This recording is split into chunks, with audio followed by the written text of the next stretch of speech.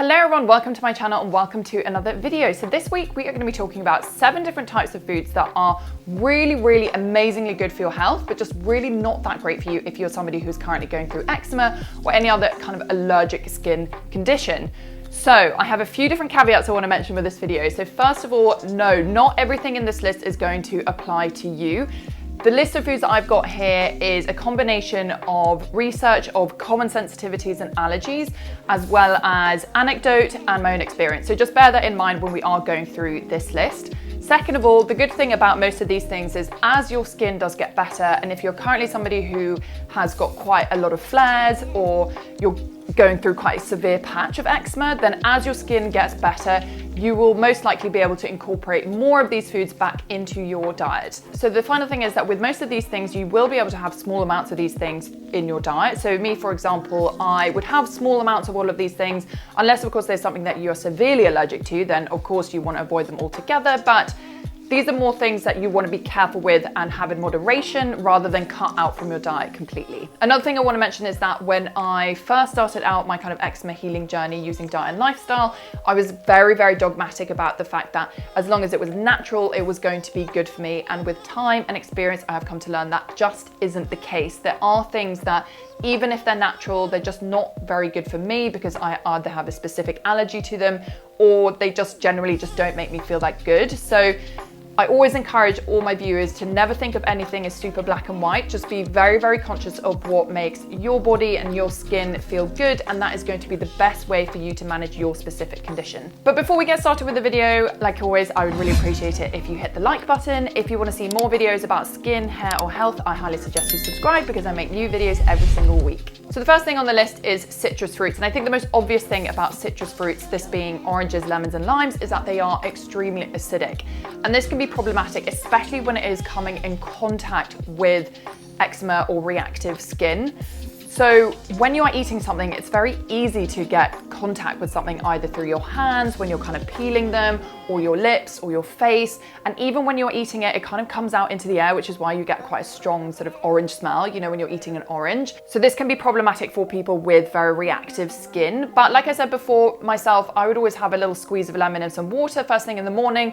That was fine, but I perhaps wouldn't have, you know, a big sort of orange that needed peeling every single day because I knew that that just wasn't great for my skin. And I think a lot of people also have similar experiences with this. So if you are eating a lot of citrus fruits and you are finding you're getting a lot of flare-ups, this could be a contributor. Maybe this is something you want to tone back on. So the second type of fruit that I want to mention is very sugary fruits. Now I have talked about sugar quite a few times, and sugar I think is one of the biggest exacerbators for people with inflammation and inflammatory skin conditions, and that does include fruit sugars. So the main ones here are things like mangoes, pineapples and grapes. These are obviously all delicious and very nutritious and very healthy for you, but in small amounts because like I said, these are quite sugary compared to lots of other fruits. You can have low sugar fruits like berries and apples if that's something you tolerate, but these particularly tropical fruits, they can be very sugar and raise your blood sugar levels. So the other thing I want to mention with sugary fruits is that when you do have them, it is better to have them with something that is going to slow down the digestion. So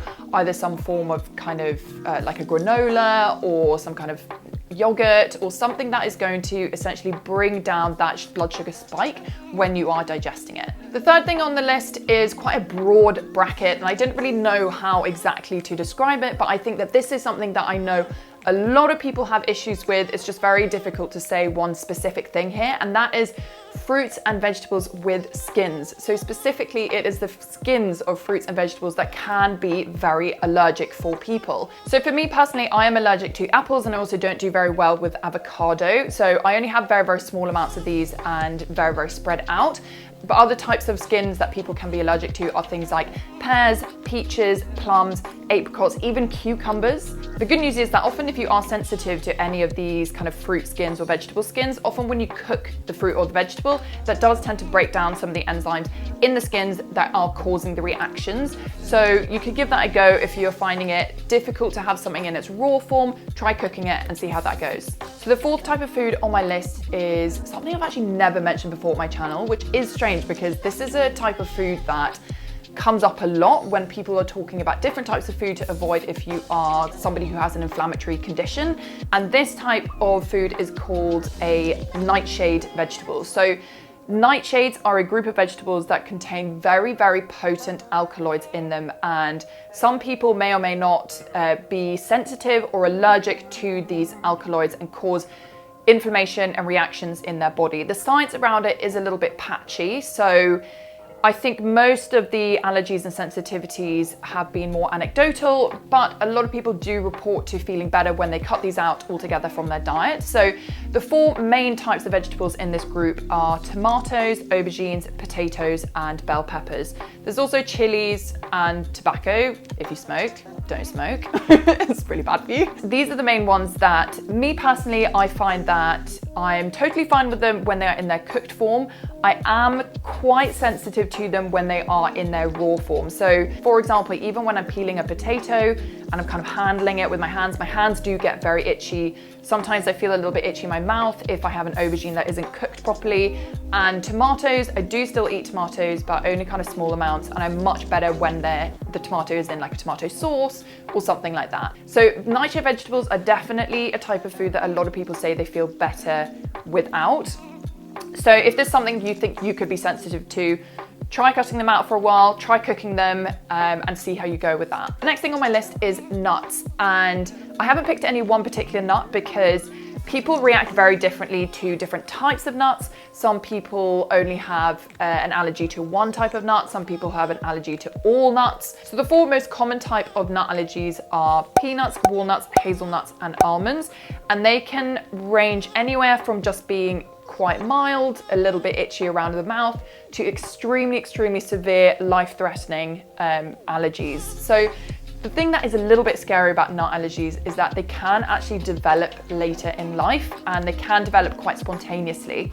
So if you are somebody who is or has quite like an allergic disposition, I would definitely tread carefully around nuts and not have too many of them, especially if you're somebody who's currently going through a flare or you're having quite a bad patch of eczema. Just be careful with nuts because it's very common to have an allergy to them. So number 6 is cacao or cocoa powder or chocolate, which is so sad. It always breaks my heart a little bit when I have to admit that it's actually not that good for you. So the reason cacao isn't that great for you is because it is a stimulant. So first of all, it has caffeine in it, and I talked about caffeine in last week's video, so you can go check that out if you want to see more details.